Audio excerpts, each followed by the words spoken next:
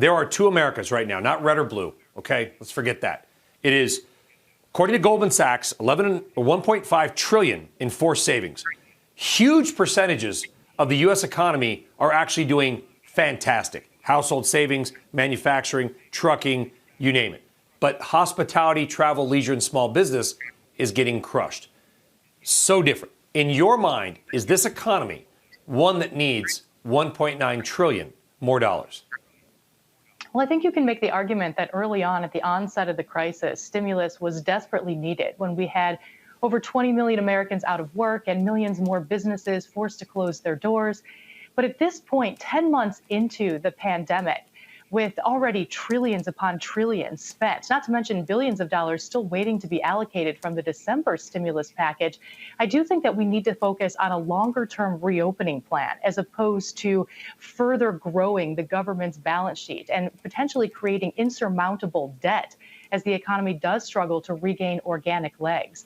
But at the very least, if a sixth-round stimulus package is a given, I'd like to see it much smaller, much more targeted in nature.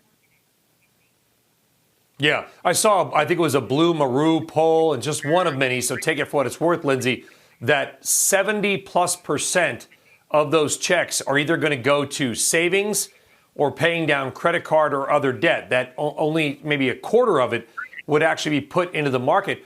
How would you respond better to a plan that would say, as opposed to $1,400 a person, give 10 grand maybe to people in hospitality, the sectors that have been destroyed, give them more and dial it back on the other side? I'm not even sure if that's logistically workable, but would that be a better strategy for helping them and helping the economy? Well, I think the direct checks need to be removed from this stimulus package. I also think that unemployment benefits need to be extended to help those sectors, as you mentioned, that have been disproportionately impacted by the pandemic. But I do think that they need to be scaled back from these enhanced benefit levels. I also think that we should remove some of these non-COVID variables, such as raising the minimum wage to $15 an hour. So again, really bringing the package back to a more targeted approach to help those businesses, help those individuals that are struggling, as opposed to this broad sense, this broad reaching, all-encompassing package that I fear the $1.9 trillion proposal really is. Alon, that ain't going to happen, is it? No, I mean, Brian, the reality here is that there's the economics, but there's also the politics. Democrats are committed politically to those $1,400 stimulus checks, and they're already committed to the $1.9 trillion figure. They can do this without Republicans and do it by March 14th before those unemployment benefits run out. I think that where investors need to start looking is to what the next relief package or the next stimulus package looks like. If we're questioning whether or not the economy needs $1.9 trillion now, is it going to need another $2 or even $3 trillion of additional stimulus and investment after this package? And what exactly is that going to be structured like? There's going to be a lot of money sloshing around the system.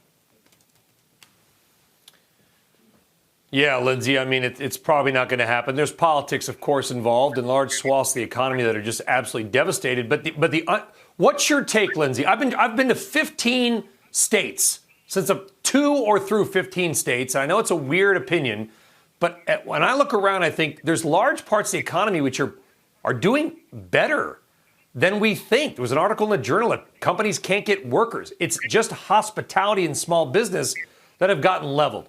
If we could do something to help the families that need it the most, benefit the economy, and not raise national debt in such a way, what would the Piegza plan be if you could design it? Well, you say just small businesses, but remember, small businesses are typically the engine of the economy, the engine of the labor market, accounting for somewhere around 70% of job creation. So this still is a significant portion of the economy that has been hard hit. But to your point, we have seen improvement. We've seen improvement in manufacturing, moving back into expansionary territory. Housing metrics are very robust. Auto sales have picked up, even retail sales. Although after 3 months of very dismal spending, we did see that December stimulus checks reach the hands of Americans and result in very strong spending at the start of the year. But at the same time, we're still talking about some 10 million Americans out of work. And as you mentioned, small businesses bearing the brunt of that. So right now, what can we do to help the economy? If it's not reopening the economy, which would be my first choice, we do have to extend those unemployment benefits. We do have to extend probably a PPP-like program. But again, raising benefits above 100% of one's income is only going to exacerbate that disconnect between businesses trying to reconnect with workers that have left the labor market. Shepard Smith here. Thanks for watching CNBC on YouTube.